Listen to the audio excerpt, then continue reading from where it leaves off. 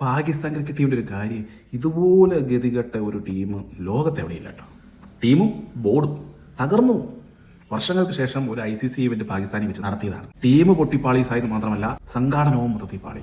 കോടിക്കണക്കിന് രൂപ മുടക്കിയാണ് കറാച്ചിയിലും ലാഹോറിലൊക്കെ ഉള്ള സ്റ്റേഡിയം ഇവർ പുതുക്കിപ്പണത്.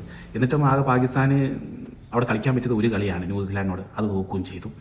അതിന് പുറമെ ഈ കോടികളെല്ലാം മുടക്കിയതുകൊണ്ട് പാകിസ്ഥാൻ ക്രിക്കറ്റ് ബോർഡ് ഇപ്പോൾ പാപ്പരായി എന്നാണ് അറിയാൻ കഴിയുന്നത്.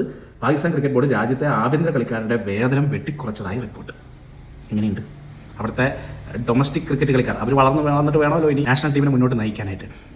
അവരെ വളർത്താനായിട്ട് അവർ കളിക്കുന്നതിന് വേതനം കൊടുക്കാൻ പോലും ഇപ്പോൾ ഇല്ലാതായിരിക്കുകയാണ്. അതായത് ഒരു മത്സരത്തിന് പാകിസ്ഥാൻ രൂപ ലക്ഷത്തിൽ നിന്ന് 10,000 ആക്കിയാണ് കുറച്ചത്. റിസർവ് താരങ്ങൾക്ക് 5,000 രൂപയാകും ലഭിക്കുക. കളിക്കാരുടെ താമസ സൗകര്യത്തിലും മാറ്റമുണ്ട്. 5 നക്ഷത്ര ഹോട്ടലുകൾക്ക് പകരം സാധാരണ ഹോട്ടലുകളിലാണ് താമസം ഒരുക്കിയിരിക്കുന്നത്. എങ്ങനെയുണ്ട്?